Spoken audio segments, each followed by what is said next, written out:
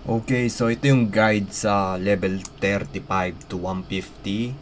And yeah, let's just start it. So ito yung gagawin yung paraan para mag-level sa 135 hanggang 150. So ito yung screen ko dito sa blader ko.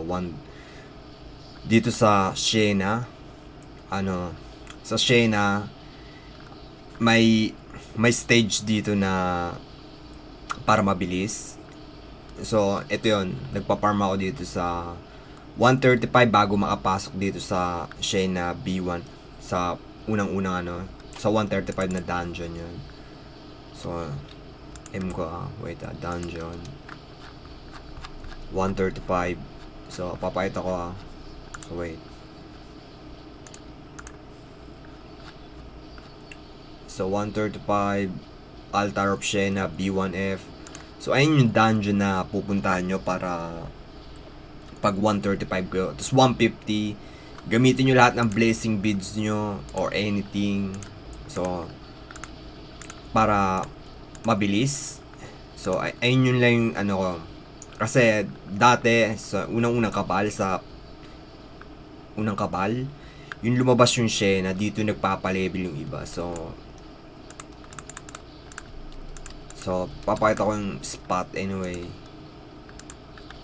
So, dapat may BM3 na kayo. So, 130 yung BM3. Hindi nyo na kailangang i-quest na makukuha nyo na kapag 130 na kayo. Makukuha nyo na agad yung level 1 BM3. So, hindi to level 2, level 3 BM3.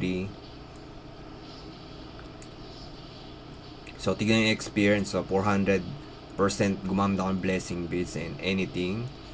So, mabilis kayong le-level dito hanggang 150. So, yung goal lang ng Shena B1F hanggang 150 kayo. Kasi yung spawn ng... So, may isa pang spot dito. Sa, kapag blader kayo, tawag dito, napakalambot. Mapupunta kayo dito sa baba. Ito. Kasi nagwa-warp yun every like 1 minute. Tapos mapupunta kayo sa baba, i-kill nyo yung mobs, akit kayo ulit sa taas, paulit-ulit. So, I recommend ko, magstay na lang kayo dito sa unang boss. Hanggang 140 or 150.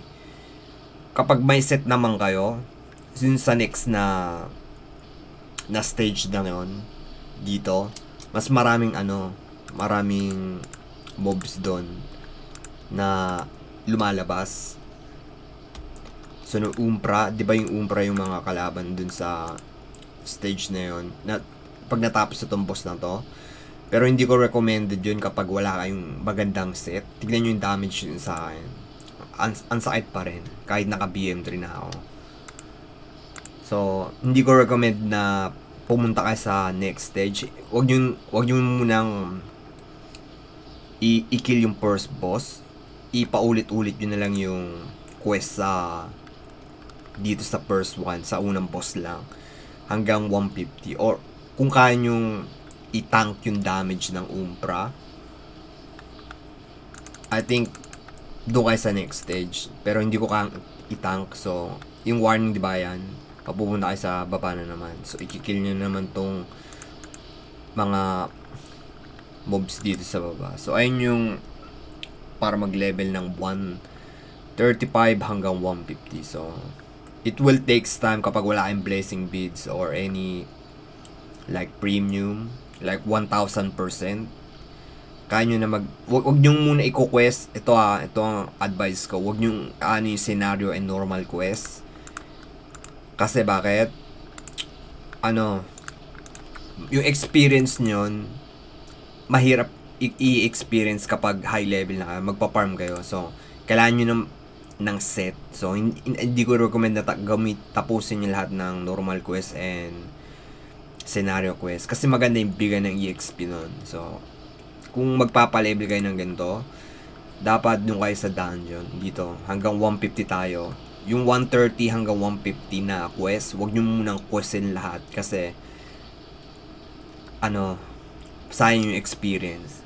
Gagamitin natin yung lahat ng experience na yon sa next next level na goal natin, 150 hanggang 170.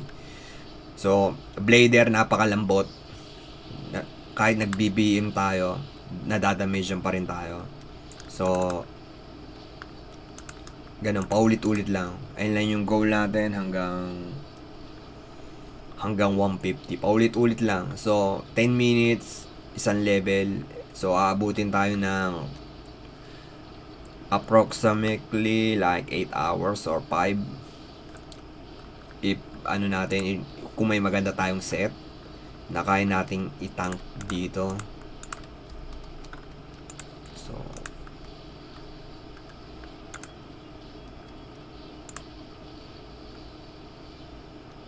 So ayan. So ayun lang. So ito yung spot dito 130 and 135 to 150. So end ko na yung video, mahaba na.